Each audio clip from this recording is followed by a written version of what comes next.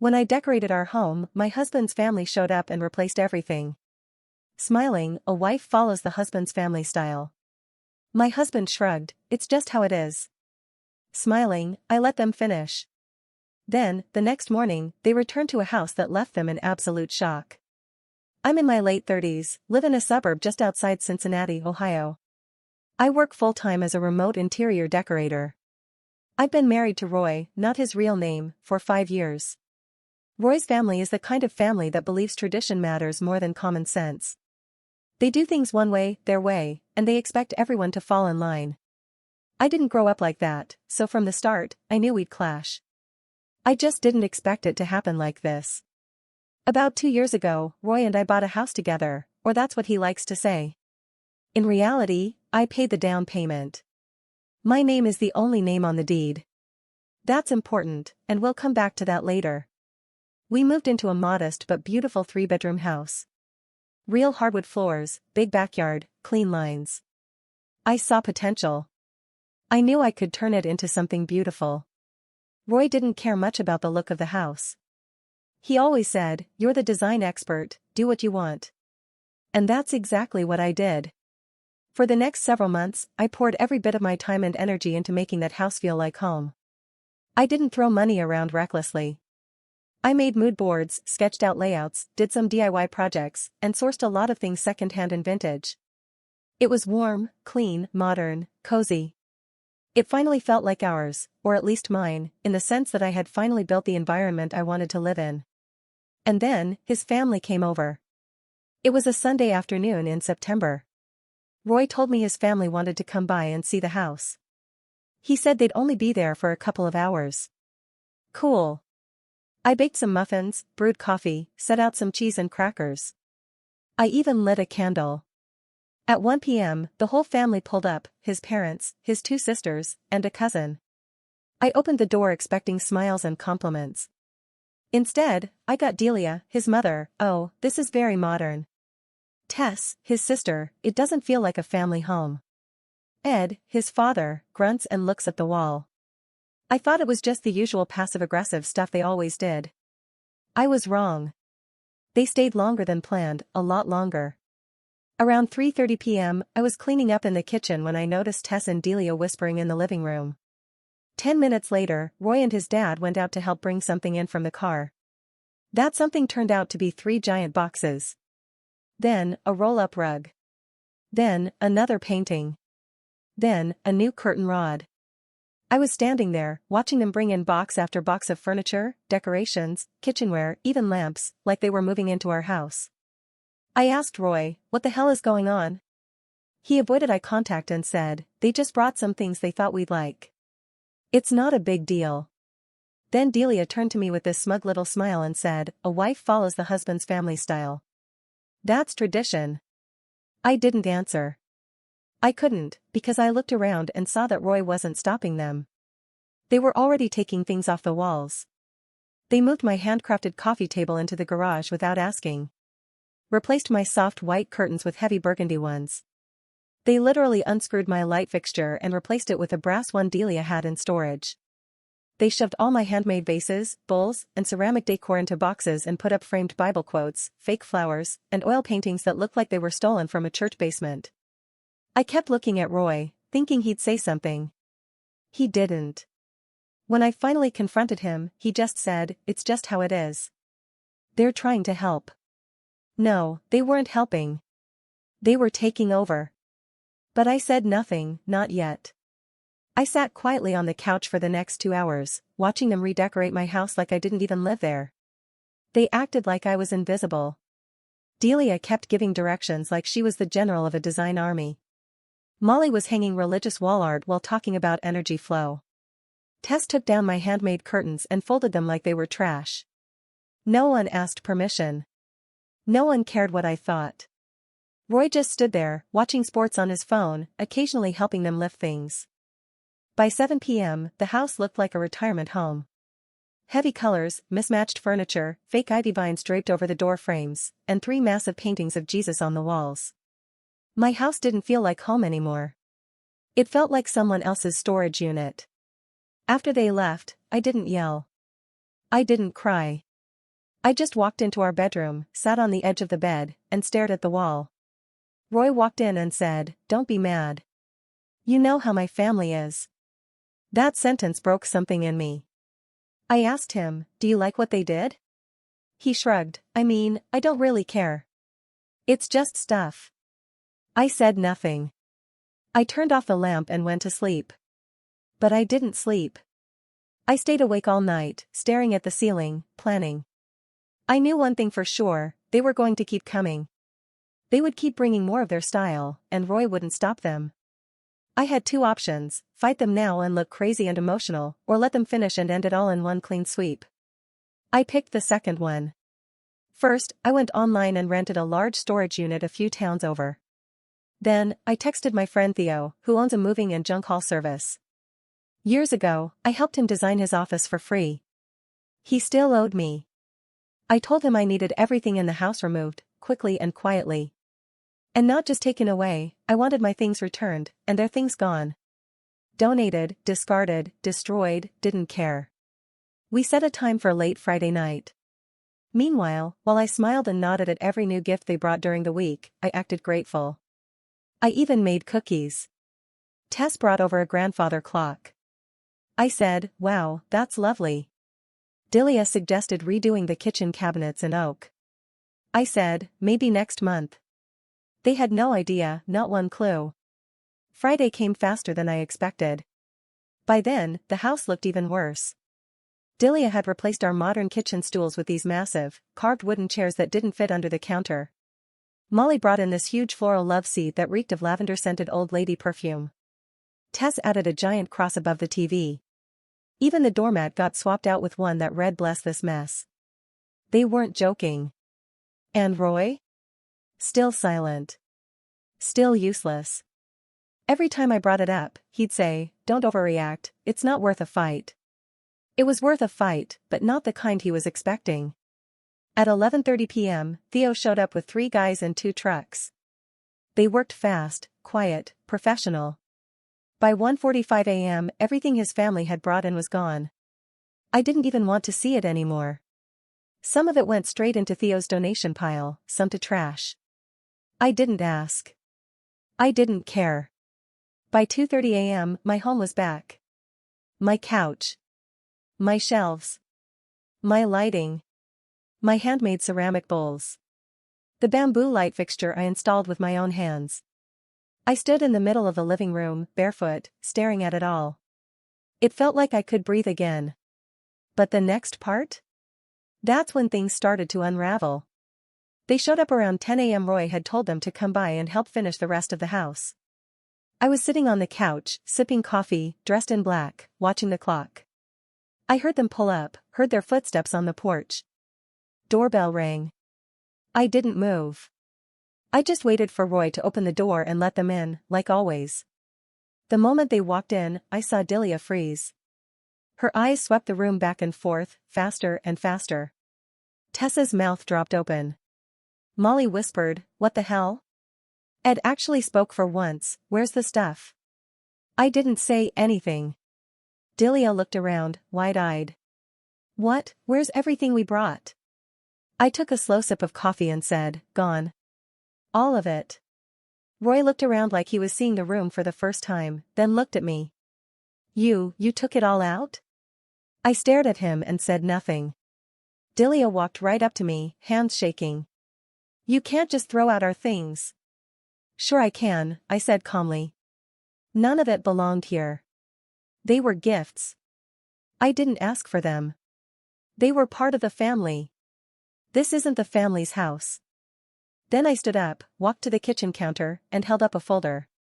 "This is the deed. This house is in my name. Not yours. Not Roy's. Not the family's.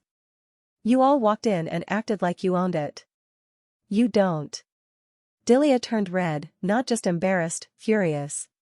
"You ungrateful little." Roy cut her off. "Mom, calm down." That surprised me. First time he spoke against them. But then he turned to me and said, "You should have told me you were planning this." I stared at him. "Why would I? You didn't listen the first 10 times.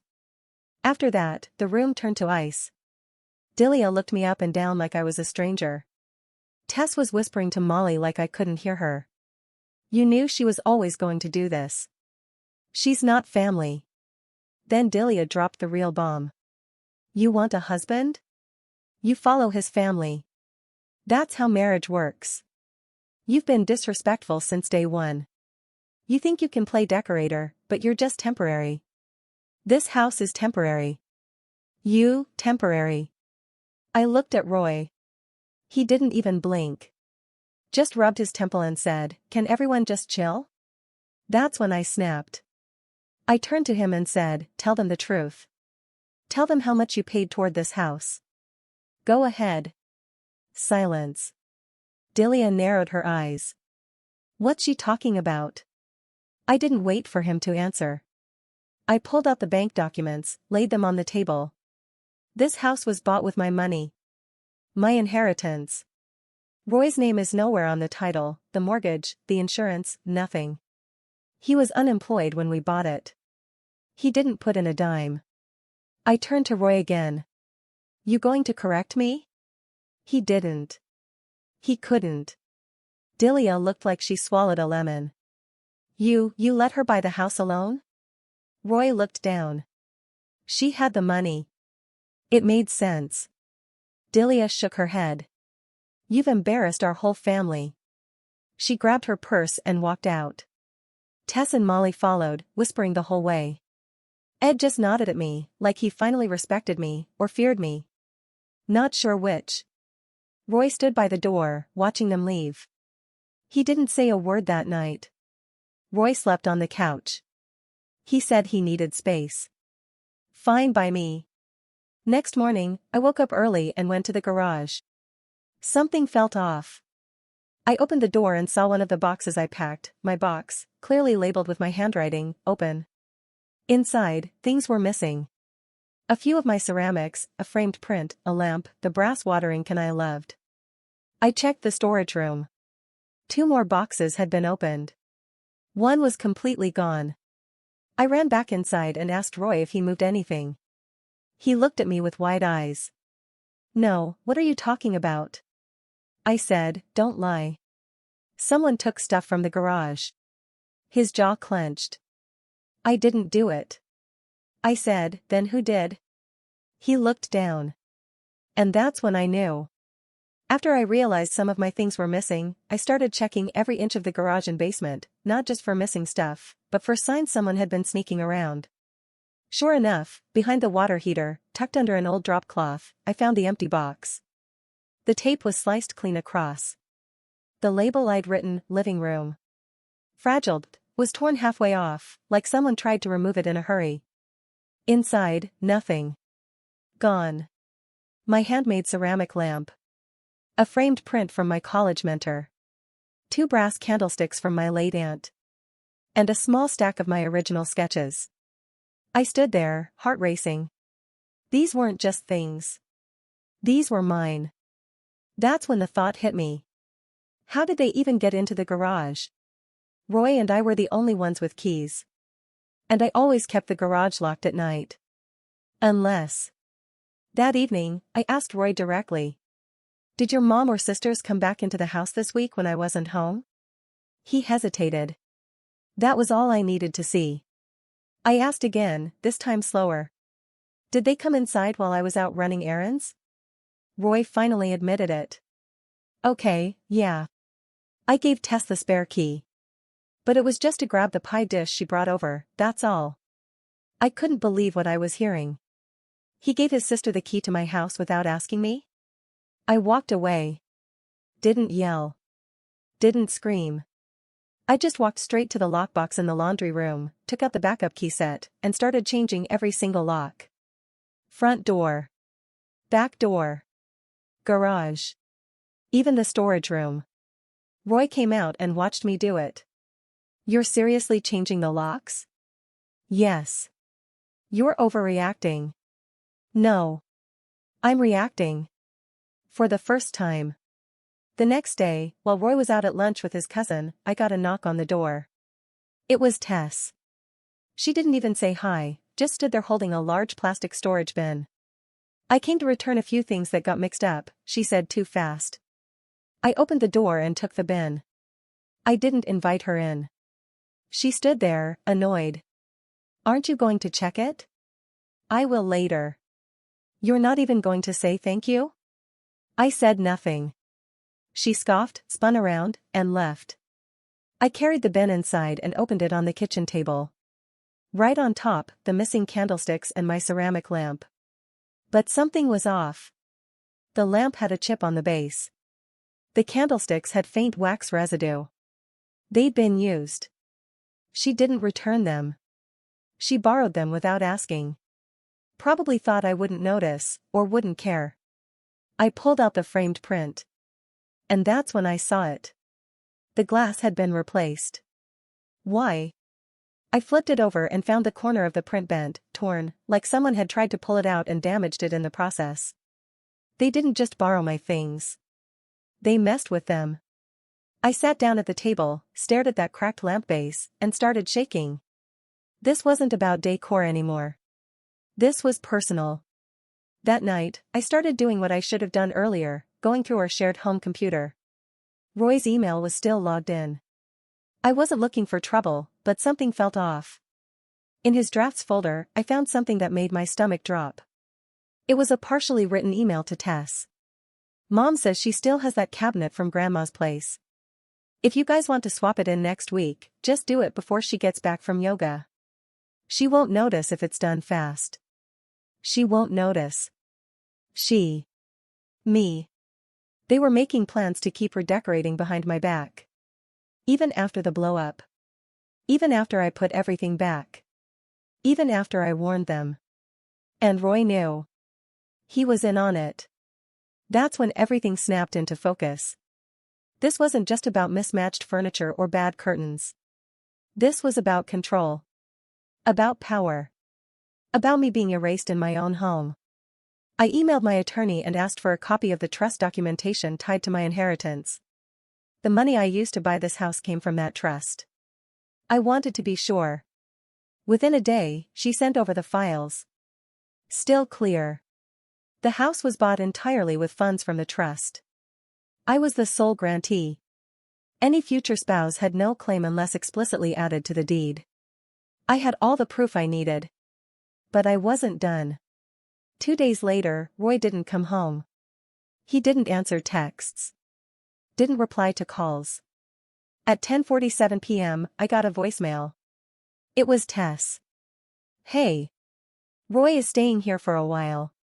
He needs space from all this toxic energy you're bringing. When you're ready to talk like an adult, we'll consider setting boundaries that make sense for everyone." She ended it with a tone that made my skin crawl. They really thought they won. They thought they'd chase me out of my own home. They thought he could just move back in later, once I cooled down. That's not how this was going to go. Not for me. I started boxing up his things. Clothes. Shoes. Watches. Chargers. Books. Socks. I labeled each box clearly. I stacked them by the door. And then I found something else. Buried in his side of the closet was an envelope. Inside were 2 receipts, both from a local storage rental facility. Dates matched the week before Delia and her daughters first visited. They'd been planning this for weeks.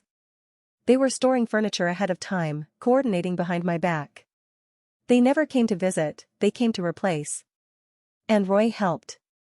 He signed for the unit, paid for it, rented a truck. This was never just his family being pushy. This was betrayal from inside my own home. I took those storage receipts and drove straight to the address listed. It was about 30 minutes outside the city, tucked behind a gas station and a firewood yard, your typical small-town rental facility. I walked into the office, showed the receipts, and asked the clerk, "Is Unit 117 still rented?" He nodded, "Yeah, but it's set to expire in a few days." "Do you need access?" I showed him the authorization slip Roy had signed and said, "He asked me to grab a few boxes." He didn't question it. Buzzed me through. When I opened the door to Unit 117, I nearly dropped my keys. Inside wasn't just furniture, it was a copy of my house. Same layout, same style. Same couch as mine but in green floral. Same type of light fixture, but brass instead of bamboo. The same type of armchair, but upholstered in thick red velvet. They had built a replica of my home, down to the rug placement. But all in their style. There were even photo frames, empty. They were going to replace me entirely. Not just the house, everything. My hands shook while unlocking the front door. Roy's boxes were still there, untouched by the hallway. I didn't move them. Instead, I printed the photos, all of them. The replica setup, the empty picture frames, the delivery tags. And I planned one last move. Sunday afternoon, Roy texted me. "We're having dinner at Mom's. It's been tense. Come clear the air." I said yes. I wanted to look them in the eye. I drove there with a small manila folder tucked under my arm. They were already seated when I arrived: Roy, his mom Delia, Tess, Molly, Ed, and even the cousin Jason, who mostly stayed quiet during the last visit. I sat down, calm, straight-backed. Delia didn't wait. "You're finally ready to be reasonable?" Tess smirked. "Took you long enough." I set the folder on the table. I went to Unit 117. The room froze. Delia blinked. "Excuse me?" "I know about the storage unit. The pre-furnished copy of my house. The empty photo frames. The furniture you were planning to bring next." Tess tried to cover. "We were just saving some old pieces." I slid a photo across the table. "Sure. That's why the couch is in the same spot. Same number of chairs.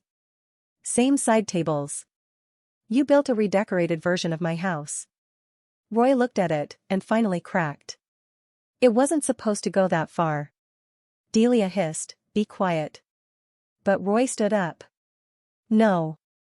I'm done pretending." Everyone stared. "She's right," he repeated. "We crossed the line." "You crossed it. I should have said something months ago. But I was scared of you. Of disappointing the family. So I stayed quiet and let you all bulldoze her." He looked down at me. "And I let you down. Badly." Tess stood up, voice raised. "Oh, now you defend her? After everything? You're supposed to be one of us." Molly joined in. "She's making a scene." But I didn't raise my voice. "I'm not making a scene. I'm defending my home. I've been quiet. Patient. Polite. While you walked all over me. I let you finish your little performance, and now I'm saying, it's over." Delia's face twisted. "This is what happens when you marry out of tradition. You think you're better than us." I looked at her and said clearly. "I don't think I'm better. I think I'm sane." And with that, I dropped the second folder. Inside, a printed notice. Roy's name officially removed from every joint account.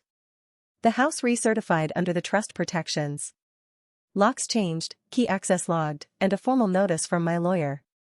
Roy had 48 hours to collect his belongings, or everything left would be considered abandoned. I stood up. Quiet. Firm. "Your family tried to erase me. You failed." I left the dinner table. I didn't say goodbye. I drove home in silence. 2 hours later, Roy texted. "I don't know what I'm doing anymore. I just wanted peace." I replied. "You don't get peace without protecting it." He showed up that night, not to argue. Just to pack. He cried while folding shirts into a duffel. I didn't stop him. I didn't hug him. He tried to say sorry. I nodded, okay. Delia never reached out again. Tess did once, to accuse me of poisoning Roy. I didn't respond. But guess who did? Jason, the cousin. He messaged me days later.